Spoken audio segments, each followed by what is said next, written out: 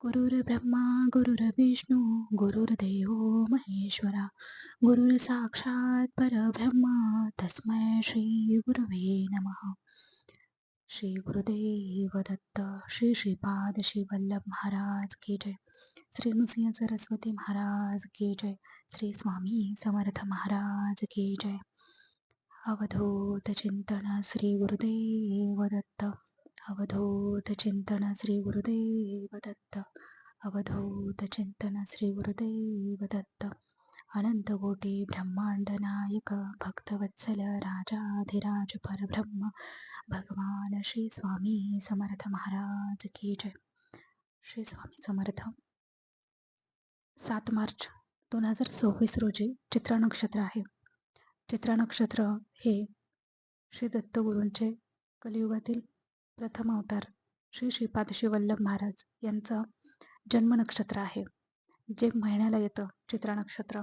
आणि चित्रा नक्षत्राच्या योगावर श्री सिद्धमंगल स्तोत्र, श्री अनघा कवचाष्टकम आणि गोरखकष्टक स्तोत्र हे किमान एक वेळा म्हटलं तरी फार उत्तम असतं.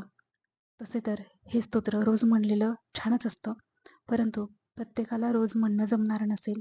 त्यांनी किमान विशेष योगावर तरी एक वेळा म्हणावं. त्याहून जास्त म्हणलं तरी चालेल, काही हरकत नाही. तुमच्या एखाद्या इच्छेसाठी, एखाद्या अडलेल्या कार्यासाठी, कोणतंही कार्य असो, त्यासाठी तुम्हाला संकल्पयुक्त सेवा करायची असेल तर तशी करू शकता. तुम्ही रोज करू शकता, काही दिवस ठरवून करू शकता.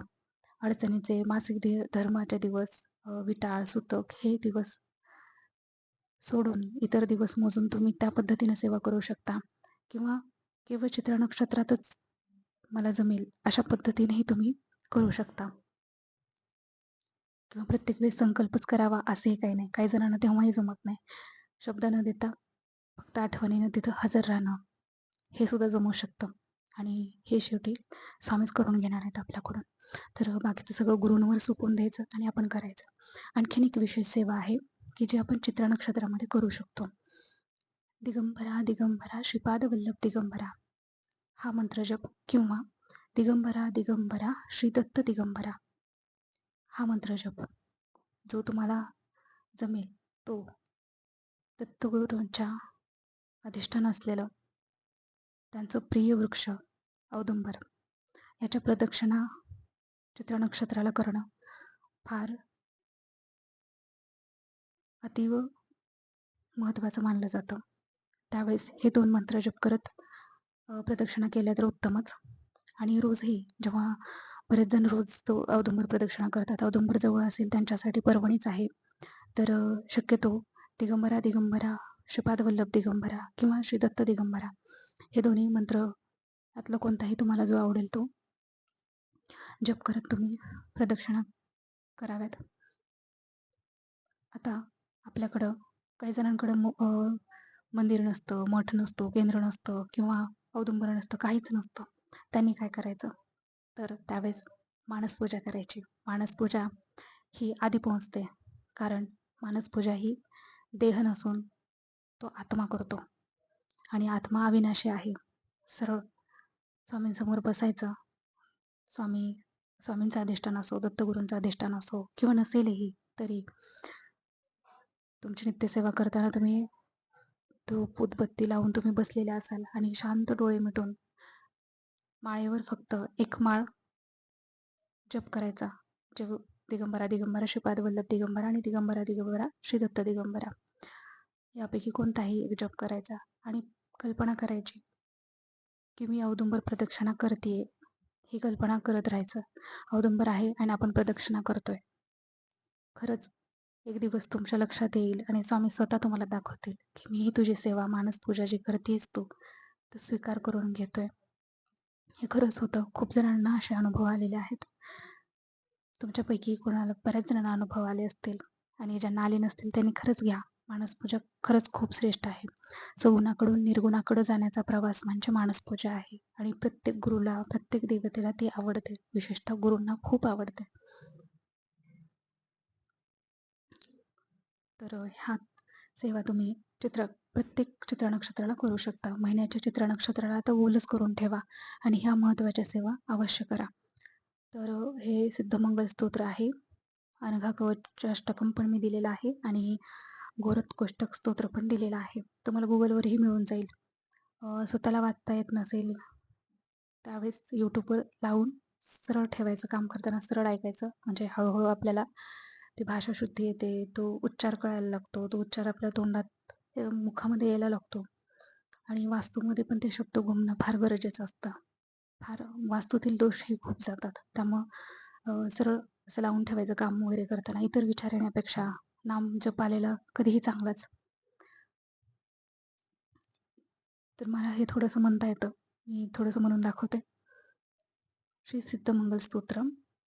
श्रीमदनंत श्रीविभूषित अप्पल लक्ष्मी नरसिंहराज जय विजयी भव दिग्विजयी भव श्रीमदखंड श्रीविजयी भव श्रीविद्याधरी राधा सुरेखा श्रीराखेधर श्रीपादा जय विजयी भव दिग्विजयी भव श्रीमदखंड श्रीविजयी भव माता सुमती वात्सल्यामृत परिपोषित जय श्रीपादा जय विजयी भव दिग्विजयी भव श्रीमदखंड श्रीविजयी भव सत्य ऋषीश्वर दुहितानंदन बापनाचार्यनुत श्रीचरणा जय विजयी भव दिग्विजयी भव श्रीमदखंड श्रीविजयी भव सावित्र काठक चयन पुण्यफला भारद्वाज ऋषिपुत्र संभवा जय विजयी भव दिग्विजयी भव श्रीमदखंड श्रीविजयी भव दो चौपाती देव लक्ष्मी गणसंख्या बोधित श्रीचरणा जय विजयी भव दिग्विजयी भव श्रीमदखंड श्रीविजयी भव पुण्यरूपिणी राजमा वसुधगर्भ पुण्यफल संजाता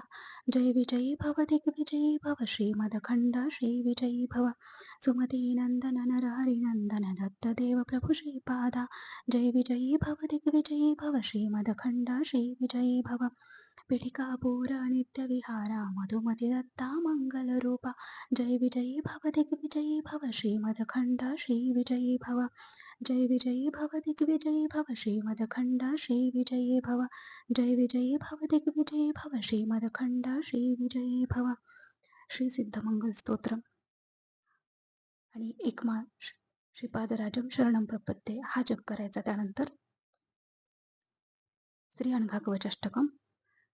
शिरोम्यनघा पातु भालं मे दत्त भामिनी भ्रूमध्यं योगिनी पातु नेत्रे पातु सुदर्शिनी नासारन्ध्रद्वये पातु योगिषि भक्तवत्सला मुखं मे मधुवाक् पातु दत्तचित्तविहारिणी त्रिकण्ठी पातु मे कण्ठं वाचं वाचस्पति प्रिया स्कन्धौ मे त्रिगुणा पातु भुजौ कमलधारिणी करौ सेवारता पातु हृदयं मन्दहासिनी उदरम् अन्नदा पातु स्वयञ्जनाभिमण्डलम् कमनीयाकटी पातु गुह्यं गुह्येश्वरी सदा उरुमे पातु जम्भग्नि जानुनिरेणुकाष्टदा पादोपादस्थिता पातु पुत्रदा वैखिलं वपुः वामका पातु वामाङ्गं दक्षाङ्गगुरुगामिनी गृहं मे दत्तगृहिणी बाह्ये सर्वात्मिकावतु त्रिकाले सर्वदा रक्षेत् पते शुश्रूषोत्सुका जाय मे दत्त वामाङ्गी अष्टपुत्रा सुतोवतु गोत्रमत्री स्नुषा रक्षेदनघा भक्तरक्षणी यः पठेदनघा कवचं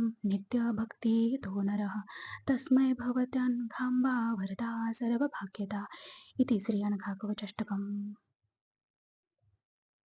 घोरकष्टोत्तर स्तोत्रम. हो, याचं हे फारच कठीण आहे आणि त्यामुळे मला एवढं स्पष्ट येत नाही. जेव्हा येईल ना तेव्हा नक्की वाचून दाखवेन. यूट्यूबवर सगळं मिळून जातं. गुगलवर पण मिळून जाईल तुम्हाला आणि हे पॉज करून तुम्ही वाचू शकता जर एखाद्याला नाहीच मिळालं तर. वटवृक्ष स्वामी ग्रुपची मी ॲडमिन आहे. तर स्वामी सेवेच्या या ग्रुपमध्ये तुम्हाला जॉईन व्हायचं असेल तर तुम्ही होऊ शकता. पुढील वेळी नंबर देईन इच्छा असेल तर कोणाची.